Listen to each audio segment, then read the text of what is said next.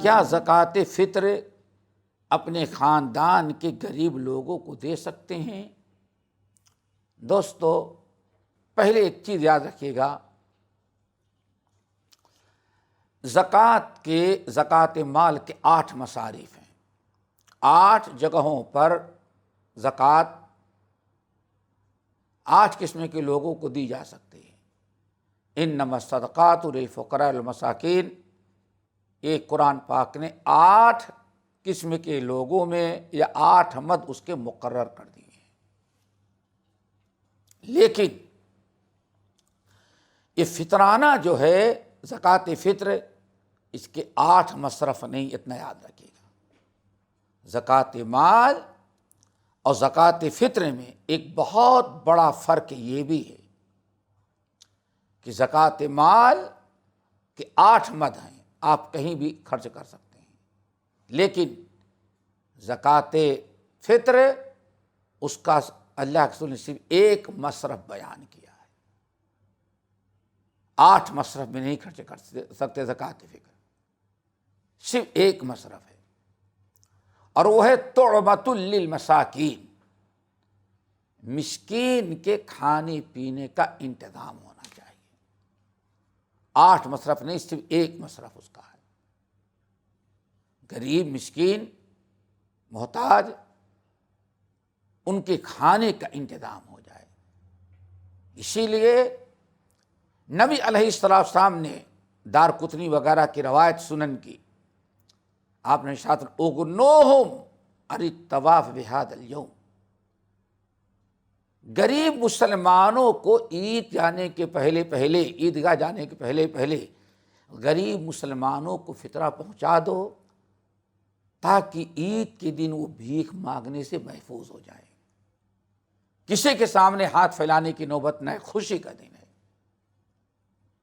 آپ فطرانہ اس کو دے دیں تاکہ وہ بھی اپنے بچوں کے کھانے پینے کا فراخی کے ساتھ انتظام کرے اور بچے خوش ہوں، پتہ چلے کہ آج ہماری عید کا دن ہے۔ تو دوستو، یہ چیز یاد رکھیے گا، ہمارے بر صغیر پاک ہند کے اندر ایک بہت بڑی مصیبت یہ ہے، یاد رکھیے گا کہ ادارے والے چاہتے ہیں، ایک انسان مدرسہ چلاتا ہے، وہ سوچتا ہے پوری زکوٰۃ فطر ہم ہی لے کر کے چلے جائیں، رمضان میں کبھی بھی آتا ہے، اور یہ دکھا دیتے ہیں کہ ہاں ہمارے ہاں مسکین بچے پڑھتے ہیں۔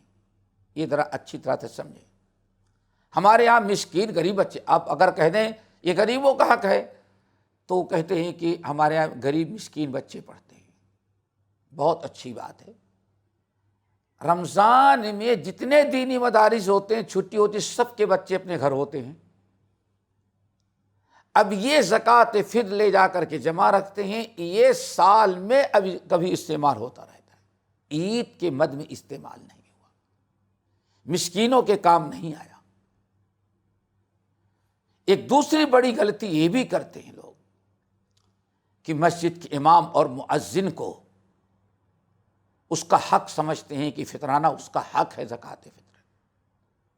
تو یہ چیز یاد رکھیے گا، مسجد کا فراش ہو، مسجد کا خادم ہو، مؤذن ہو، امام ہو، زکوٰۃ فطر سے وہ جو خدمت کرتا ہے اس کا یہ معاوضہ نہیں دیا جا سکتا۔ یہ بات اس لیے ہم بتا دے رہے ہیں، باقاعدہ امام کا، مؤذن کا، مسجد میں کام کرنے والوں کا حق سمجھا جاتا ہے کہ فطرانہ اس کا حق ہے۔ اور بسا اوقات ایسا بھی ہوتا ہے تنخواہ کم ہوتی ہے اور لوگ کہتے ہیں بھائی سارا فطرانہ اور قربانی کا سارا چمڑا تو آپ کو ہم دیتے ہیں، پتہ چل گیا تنخواہ میں ایک اکاؤنٹ ہو کر رہے ہیں، یہ ناجائز و حرام ہے۔ ہاں، اگر امام کا، مسجد کا امام ہو، مسجد کا مؤذن ہو، مسجد کا فراش ہو، واقعی اگر یہ مسکین اور محتاج ہیں تو ان کو اس لیے دیا جائے کہ ہاں یہ اس کا مستحق مسکین ہے۔ تو یہ چیز یاد رکھیے گا، ایک جملہ حدیث کا ہے طعمۃ للمساکین، یہ فطرانہ یہ مسکینوں کا کھانا ہے۔ اب مسکین کوئی بھی ہو، سوال ہے کہ کیا اپنے خاندان کے قریبوں کو دے سکتے ہیں؟ یقیناً آپ دیکھیں، اگر آپ کا قریبی، آپ کا رشتہ دار، آپ کے عزیز و اقارب مسکین ہیں، واقعی ان کے پاس کھانے پینے کی چیزیں نہیں ہیں، مسکین ہیں، تو آپ ان کو دے سکتے ہیں، گرچہ آپ کے کا قریبی رشتہ دار ہو یا دور کا رشتہ دار ہو، سوائے اس کے کہ ایسے لوگوں کو نہیں دے سکتے جن کے اخراجات کی ذمہ داری آپ کے اوپر ہے۔ باقی آپ تمام رشتہ داروں کو دے سکتے ہیں، رشتہ دار ہونے کی وجہ سے نہیں، مسکین اور غریب ہونا شرط ہے۔ اللہ کے رسول نے فرمایا طعمۃ للمساکین، مسکینوں کا یہ کھانا ہے۔ اب مسکین پڑوسی ہے اس کو بھی دے سکتے ہیں، آپ کا رشتہ دار ہے وہ بھی دے سکتے ہیں، قرابت دار ہے اس کو بھی دے سکتے ہیں، اپنا ہو یا پرایا فطرانہ دینے میں مسکین ہونا شرط ہے، طعمۃ للمساکین۔ اس لیے مسکین سمجھ کر کے دیں، مسکین ہے تو کوئی بھی ہو، اپنا ہو یا پرایا، رشتہ دار ہو یا غیر رشتہ دار۔